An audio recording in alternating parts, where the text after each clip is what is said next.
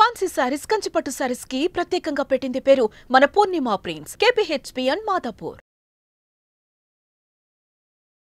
నమస్కారం.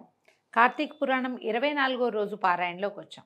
బృందాదేవి మోహంలో కొట్టుకుపోతూ దుఃఖంలో మునిగి ఉన్నటువంటి మహావిష్ణువు, ఆయన గురించి ముందు భాగంలో చెప్పుకున్నాం. ఇక్కడ యుద్ధరంగాల్లో ఏం జరిగిందో చెప్తున్నారు. అతిలోకమైన శివశౌర్యానికి చిన్నబుచ్చుకున్న జలంధరుడు పునః ఈశ్వరుని సమ్మోహింపచేయదలిచి మాయా గౌరిని సృష్టించాడు. ఒక రథంపై కట్టివేయబడి నిశుంభాది నిశాచరుల చేత వధింపబడుతూ ఉన్న ఆ మాయా గౌరిని చూశాడు శివుడు. పరమేశ్వరుడైనప్పటికీ మాయలో పడటం భగవంతుడికి కూడా జరుగుతుంది అప్పుడప్పుడు. ఈయనేమైంది, చూసి చూడంగానే ఉద్విగ్న మానసుడైన ఉగ్రుడు యుద్ధాన్ని, తన పరాక్రమాన్ని, కర్తవ్యాన్ని విస్మరించి ఉదాసీనుడుగా ఉండిపోయాడు. అదే అదనుగా జలంధరుడు పుంఖానుపుంఖాలైన 3-4 బాణాలను శివుని శిరస్సు పైన, వక్షస్థలం పైన, ఉదరమందున ప్రయోగించాడు. అయినా జంగమయ్యలో చలనం రాలేదు. అటువంటి సమయంలో అదంతా రాక్షసమాయగా బ్రహ్మదేవుని చేత బోధింపబడిన వాడై కోలుకొనిన పరమేశ్వరుడు జ్వాలామాలాతి భీషణమైన రౌద్ర రూపాన్ని ధరించాడు.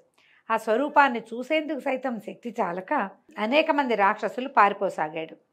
పారిపోతున్న వారిలో ఉన్నటువంటి అగ్రనాయకులైన శుంభుడు, నిశుంభుడు వాళ్ళని చూసిన రుద్రుడు పారిపోతున్న వాళ్ళంతా పార్వతి చేతిలో మరణించెదరుగాక అని శపించాడు. మనం తర్వాత దేవీ భాగవతంలో అమ్మవారు శుంభనిశుంభుల్ని వధించింది నీల సరస్వతి స్వరూపంలో అని చెప్పుకుంటాం. ఆమె చేతిలో మరణిస్తారని రుద్రుడే ఈ యుద్ధంలో శపించాడని, కాలాంతరంలో వాళ్ళు అక్కడ మరణించారని దేవీ భాగవతంలో చెప్పబడుతుంది. అయితే ఇదంతా గమనించినటువంటి జలంధరుడు బాణవర్షంతో అంధకారాన్ని కల్పించాడు, చీకటిగా చేసేసాడట. ఆ చీకటిని శివుడు తన తపోబలంతో చీకట్లను చీల్చివేశాడు. ఉడికిపోయిన జలంధరుడు పరిఘాయుధంతో పరుగున వచ్చి ఈశ్వరుని వాహనమైన ఎద్దును, నందీశ్వరుణ్ణి భయంకరంగా కొట్టాడు. ఆ దెబ్బకు నంది యుద్ధరంగం నుంచి పరుగు తీయసాగింది. దానిని మళ్లించడం సాంబశివుని కూడా సాధ్యం కాలేదు. ఎక్కడ లేని కోపం వచ్చిందట పరమేశ్వరుడికి.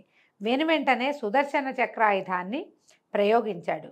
భూమి ఆకాశాలను దహింపజేసే వేయగలిగేటువంటి వేగవంతమైన ఆ చక్రము చూపర్లను భయభ్రాంతులు చేస్తూ వెళ్ళి జలంధరుని తలని నరికి నేల మీద పడేసింది. అతని మొండెం నుంచి వెలువడినటువంటి మహాద్భుతమైన తేజస్సు ఈశ్వరునిలో లీనమైపోయింది. బ్రహ్మాది దేవతలందరూ సంతోషాంతరంగులు, అవనత తిరస్కులు అయ్యి ఆ చంద్రశేఖరణకు ప్రణమిల్లారు, స్తుతించారు, పరిపరి విధాలుగా కృతజ్ఞతలు చెప్పుకున్నారు. అనంతరము బృందామోహితుడై అడవులలో పడి అల్లాడిపోతున్న విష్ణువుని స్వస్థుని చేసే ఉపాయాన్ని కూడా అనుగ్రహించమని కోరగా, అందుకు గాను పరాశక్తిని వేడుకోమని చెప్పి జయజయధ్వానాల నడుమ సకలగణ సమేతుడై ఈశ్వరుడు కైలాసానికి వెళ్ళిపోయాడు. శివాజ్ఞ ప్రకారం దేవతలు మహామాయని ప్రార్థించడం మొదలుపెట్టారు. దేవతలు చేసిన మహామాయా స్తోత్రం అద్భుతమైనదటండి. అర్థం చెప్తున్నాను. ఈ మహామాయా స్తోత్రము అని గనక మనం సెర్చ్ చేసి వెతికి పట్టుకుని చదువుకోగలిగితే చాలా బాగుంటుందట.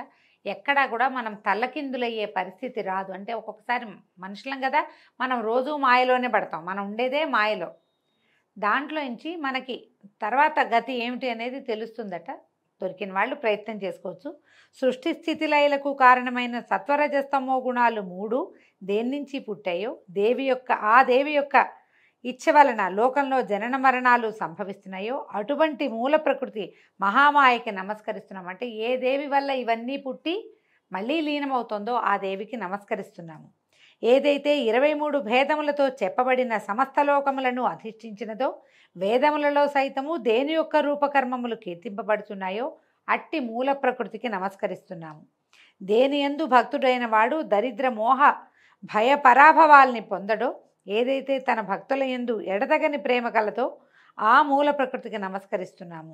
ఆయన ఇలా చెప్తున్నాడు అనమాట. ఈ దేవతలు చేసినటువంటి మూల ప్రకృతి స్తవాన్ని ఎవరైతే ఏకాగ్ర చిత్తంతో త్రిసంధ్యలు 3 కాలాల యందు పఠిస్తారో వాళ్ళు ఏనాడు దరిద్రాన్ని కానీ, భయాన్ని కానీ, మోహాన్ని కానీ, దుఃఖాన్ని కానీ, అవమానాన్ని కానీ పొందకుండా ఉంటారు. ఇక ప్రస్తుతంలోకి చెప్తున్నాడు నారదుడు. ఈ విధంగా దేవతలు ప్రార్థన చేయంగానే ఆకాశంలో జ్వాలాయుతమైన అద్భుతమైన తేజస్సు ఒకటి పడుచూపి, ఓ దేవతలారా, త్రిగుణాల రీత్యా నేను త్రిమూర్తులను ధరించి ఉన్నాను. రజోగుణం వల్ల లక్ష్మిగాను, తమోగుణం వల్ల సరస్వతిగాను, సత్వగుణం వల్ల లక్ష్మిగాను, రజోగుణం వల్ల లక్ష్మిగాను, తమోగుణం వల్ల పార్వతిగాను విలసిల్లుతున్నది నేనే. కాబట్టి మీ వాంఛా పరిపూర్తికై ఆ లక్ష్మీ పార్వతీ సరస్వతుల్ని ఆశ్రయింపుడని ఆదేశించి అంతర్ధానమైపోయిందట మహామాయ. దేవతలు ఉమారమా సరస్వతుల చెంతకు వెళ్ళి తమ మనోగతాన్ని వెల్లడించారు. భక్తవత్సలుడైన ఆ తల్లులు ముగ్గురు వారికి కొన్ని బీజాలనిచ్చి విష్ణువు ఎక్కడైతే మోహావృతుడై ఉన్నాడో అక్కడి బీజాల్ని చల్లమన్నారు. గింజలు ఇచ్చారట. అయితే దేవతలు ఆ బీజాల్ని తెచ్చి శ్రీహరి మోహితుడై పడి ఉన్న బృంద యొక్క చితాప్రాంతం అంతా చిలకరించారు. బృందాదేవి ఒక చోట చితాభస్మంగా మారిపోయింది. ఆమె యోగాగ్నిలో దగ్ధమైపోయింది కదా, అక్కడక్కడక్కడే తిరుగుతున్నాడు ఆమె వ్యామోహంతో. అక్కడ చల్లారట. చల్లితే ఓ పృథుభూపతి, పాతివ్రత్య మహిమా సుశోభితమైన ఈ గాథను ఏకాగ్రచిత్తంతో చదివిన స్త్రీలు కానీ పురుషులు కానీ ఇహంలో సంతాన సంపదను, పరంలో స్వర్గ సంపదని పొందుతారు అని ఈ బృందావృత్తాంతం సంతానదాయకమని చెప్తున్నారు. పునః నారదుడు ఇట్లా చెప్పాడు: ఓ పృథు మహారాజా, పూర్వోక్త విధానంగా బృందాచితాస్థలిలో దేవతల చేత చల్లబడిన బీజాల వల్ల త్రిగుణ శోభితాలైన ఉసిరి, మాలతి, తులసి అనే 3 వృక్షాలు జన్మించాయి. వీటిలో సరస్వతి వలన ఉసిరిక, లక్ష్మి వలన మాలతి, గౌరి వలన తులసి ఏర్పడ్డాయి. అంతవరకు బృందామోహంతో మందుడై ఉన్నటువంటి విష్ణువు తన చుట్టూ చెట్లై మొలిసిన లక్ష్మీ సరస్వతి పార్వతి మహిమల వల్ల కోలుకున్నవాడే అనురాగపూరిత హృదయంతో ఆ వృక్షాలని చూడడం మొదలుపెట్టాడు. అయితే వాటిలో ఆ లక్ష్మీదత్త బీజాలు ఈర్ష్యాగుణాన్వితాలై ఉండటం వల్ల ఆ బీజోత్పన్నమైన మాలతి బర్బరీ నామధేయమై విష్ణువుకి ఎడమైంది. ఆయన విష్ణువు నుంచి పక్కకెళ్ళిపోయిందట.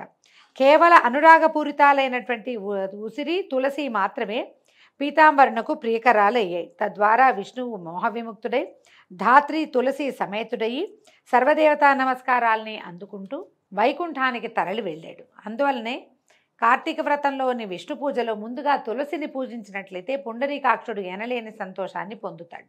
అంతేకాకుండా ఇప్పుడు మాలతి అనేది ఒక తమాషాగా వాసన వస్తుంది, గిన్నె పువ్వులాగా ఉంటాయి, మంచి వాసన వస్తుంది. కోస్తే చిన్నగా పాలు వస్తాయండి. మామూలుగా పాలు వచ్చే ఏ పువ్వులని దేవతా పూజలకి వాడరు, అది పనికిరాదంటారు.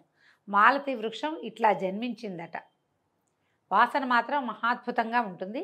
దాన్ని పూజలో వాడరు సాధారణంగా. ఈ 2 చెట్లని మనం తులసిని నిత్యము పూజిస్తాం. ఉసిరి కూడా విష్ణుగుణాన్వితంగా ఉంటుందని చెప్తారు. అయితే తులసి మహిమ చెప్తున్నారు. ఎవరింట్లో అయితే తులసీవనం ఉంటుందో ఆ ఇల్లు సరస్వతీర్థ స్వరూపమై విలసిల్లుతుంది. యమదూతలు అక్కడికి రాలేరు. సర్వపాప సంహారకమైన ఈ తులసీవనాన్ని ఎవరు ప్రతిష్ఠిస్తారో వారికి యమధర్మరాజును దర్శించే పని ఉండదు. అంటే నరకానికి వెళ్ళరని, పుణ్యాత్ములై స్వర్గాన్ని పొందుతారని భావం. గంగా స్నానము, నర్మదా దర్శనము, తులసి సేవనము ఈ 3 సమాన ఫలదాయకాలని చెప్పబడుతోంది. తులసిని ప్రతిష్ఠించినా అంటే పాతినా, తడిపినా, నీరు పోసినా, తాకినా, ముట్టుకున్నా, పెంచినా మానసిక శారీరక పాపాలే కాక మాటల వలన కలిగే పాపాలు కూడా మటుమాయమైపోతాయి. తులసి గుత్తులతోటి, అంటే మంజరులు అంటాం కదా, గింజలు రావడానికి ఒక కుచ్చులాగా వస్తుంది, మంజరి అంటారు. ఆ మంజరితోటి, తులసి గుత్తులతోటి శివకేశవుల్ని అర్చించిన వాడు ఖచ్చితంగా మోక్షాన్ని పొందుతాడు అంటంలో ఎటువంటి సందేహం లేదు. పుష్కరాది తీర్థాలు, గంగాది నదులు, విష్ణువాది దేవతలు తులసి దళాలలో నివసిస్తూ ఉంటారు. ఎన్ని పాపాలు చేసిన వాడైనా సరే, ఎవడైతే శరీరానికి తులసి మట్టిని పూసుకుని మరణిస్తాడో అటువంటి వాణిని చూసేందుకు యముడు కూడా భయపడతాడు. అటువంటి వాడు విష్ణు సాయుధ్యాన్ని పొందుతున్నాడంటాము. సత్యము సత్యము, ముమ్మాటికి సత్యం. తులసి చెట్ల యొక్క గంధాన్ని ధరించే వాడికి పాపాలు కొంచెం కూడా అంటాం. తులసీవనపు నీడలో పితృశ్రార్థం చేసినట్లయితే అది పితరులకు అక్షయ పదాన్ని ఇస్తుంది. అదేవిధంగా ధాత్రి వృక్షం అంటే ఉసిరి చెట్టు గురించి చెప్తున్నారు. ఉసిరి చెట్టు నీడన పిండ ప్రదానం చేసిన వారి పితరులు నరకలోకంలోంచి విముక్తులవుతారు. ఎవడైతే తన శిరస్సు పైన, ముఖమందున, దేహమందున, చేతులందున ఉసిరి పండును ధరిస్తాడో వాడు సాక్షాత్తు విష్ణు స్వరూపుడని తెలుసుకోవాలి. ఎవరి శరీరంపై ఉసిరిక ఫలము, తులసి, ద్వారకోద్భవమైనటువంటి మృత్తిక ఉంటాయో నిస్సందేహంగా వాడు జీవన్ముక్తుడేనని తెలుసుకో. ఉసిరి పళ్ళని, తులసి దళాన్ని కలిపిన జలాలతో స్నానమాడిన వాడికి తక్షణమే గంగా స్నాన ఫలం లభిస్తుంది. ఉసిరి పత్రితో కానీ ఫలాలతో కానీ దేవతా పూజ చేసిన వాడికి ముత్యాలతోనూ, మాణిక్యాలతోనూ, బంగారంతోనూ ఆరాధించిన ఫలం ప్రాప్తిస్తుంది. అందుకని మనకేం చెప్తారండి, కార్తీక మాసంలో ఉసిరిపళ్ళు దానం చేయండి అంటారు. నిజానికి విరివిగా విస్తారంగా ఉసిరి రాదు, చిన్న చిన్న కాయలు ఉంటాయి, లేతవి. మనకి ఎప్పుడు వస్తాయి ఇవి? మహాశివరాత్రి సమయంలో ఫిబ్రవరి వచ్చేసరికి కానీ మనకి ఉసిరికాయలు గైరుగా బలమైన పండు రాదు. ఇప్పుడు లేత పండు దానం చేస్తే అంత విశేషమైన ఫలితం లభిస్తుందని చెప్పలేమండి. ఈ సమయంలో లభించేవైతే మనకి ఏమంటారు, హైబ్రిడ్ కాయలే కనిపిస్తాయి. కానీ తులసి మంచిదని చెప్తాది, ఉసిరి మంచిది అని చెప్తున్నారు అంతే. సూర్యుడు తులాగతుడైన కార్తీక మాసంలో చేయబడే యజ్ఞయాగాదులు, తీర్థ సేవనాలు విశేష ఫలితాలను ఇస్తాయి. సమస్త దేవతలు, మునులు కూడా ఈ కార్తీక మాసంలో ఉసిరి చెట్టుని ఆశ్రయించుకుని ఉంటారు. అందుకని మనకి విశేషంగా ఏం చెప్తారు, ఈ సమయంలో చేసేటువంటి వనభోజనము ఖచ్చితంగా ఆ వనంలో ఎక్కడైతే భోజనం చేస్తామో అక్కడ ఉసిరి చెట్టు ఉండాలి. ఉసిరి చెట్టు పాదాల దగ్గరే మనం చెట్టు నీడనే సాలగ్రామార్చన చేసుకోవాలి, విష్ణు ఆరాధన చేసుకోవాలి, శివాభిషేకం చేసుకోవాలి, సాలగ్రామ దానం చేయాలి. ఆ చెట్టున్న వనంలోనే మనం భోజనాలు చేయాలి. ఇలాంటివి హరిభజన చేయటము, ఇవన్నీ విశేషంగా చెప్తారు. మన అవకాశాన్ని బట్టి తప్పకుండా జరుపుకోవచ్చు. ఈ నెల ఏ నెలలో అయినా సరే ఎవడైతే ద్వాదశి నాడు తులసి దళాలను, కార్తీక 30 రోజుల్లోనూ ఉసిరిక పత్రిని కోస్తాడో వాడు నింద్యాలైన నరకాలనే పొందుతాడు. అంటే ఏమిటి, కార్తీకంలో ఉసిరి పత్రి కోయకూడదు అని చెప్తుందండి పురాణం. కోయకూడదు. పైగా ద్వాదశి రోజున కూడా తులసి దళాలు కోయకూడదట. మిగిలిన అన్ని రోజుల్లో పర్వాలేదు, కానీ ద్వాదశి నాడు తులసి దళం కోయొద్దు, ఇదొకటి. తర్వాత కార్తీకంలో 30 రోజులు ఉసిరిక పత్రిని కోయకూడదు. మనం ఏం చేస్తాము, ఈ క్షీరాబ్ది ద్వాదశి నాడు ఉసిరి చెట్టు ఏం పెట్టుకుంటామని బజారంతా ఉసిరిక చెట్టు కొమ్మలే, ఇంతంత కొమ్మలు కాయలతో ఉన్నవి, లేత కాయలు చక్కగా ఉంటాయి, వాటితోటి కొమ్మలు తెచ్చి పెట్టుకుని చేసేసుకుంటున్నాం. చాలామంది చేస్తారు. అందరూ ఉసిరికి చెట్లను భరించి పెట్టుకోలేరు కదా. మనం ఈ పాపమే చేస్తున్నామండి, ఇది తప్పని చెప్తోంది పురాణము. వచ్చే సంవత్సరం జాగ్రత్త పెడదాం. ఏదైనా చిన్న తులసి చెట్టు తెచ్చుకుని 3-4 కలిసి ఒకే చోట ఉసిరి ధాత్రి తులసి కళ్యాణం చేసేసుకుంటే సరిపోతుంది. మరి అవకాశం ఉన్నవాళ్ళు ఆలోచించండి. వచ్చే ఏడాది ఏం చేయగలమో మనం ఇప్పుడే ఆలోచించుకొని పెట్టుకుంటే బాగుంటుంది. ఎవరైతే కార్తీకంలో ఉసిరి చెట్టు నీడను భోజనం చేస్తాడో వాడి యొక్క 1 సంవత్సరపు దోషం తొలగిపోతుంది. ఉసిరి నీడన విష్ణు పూజ చేస్తే అన్ని విష్ణు క్షేత్రాల్లో, అంటే 108 దివ్య దేశాల్లోనూ విష్ణు పూజ చేసిన ఫలితం లభిస్తుందట. శ్రీహరి లీలల్ని, మహిమల్ని చెప్పడానికి ఏ ఒక్కరికి కూడా ఎలాగైతే సాధ్యం కాదో, అలాగే ఈ తులసి ధాత్రి వృక్షాల మహిమల్ని చెప్పడం కూడా చతుర్ముఖుడైన బ్రహ్మకు కానీ సహస్రముఖుడైన శేషుని కానీ సాధ్యం కాదు. ఎవరైతే ఈ ధాత్రి తులసి జననగాథని ఎవరు వింటున్నారో, వినిపిస్తున్నారో వాళ్ళు కూడా తమ పాపాలని పోగొట్టుకున్న వారే తమ పూర్వులను కూడి శ్రేష్టమైన విమానంలో స్వర్గాన్ని పొందుతున్నారు. దీంతో 24వ రోజు పారాయణ పూర్తయిందండి.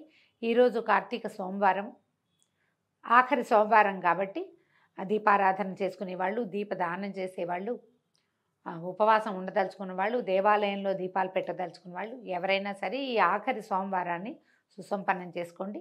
రేపు ఉదయం మళ్ళీ 25వ రోజు పారాయణతోటి కలుసుకుందాము. నమస్కారం.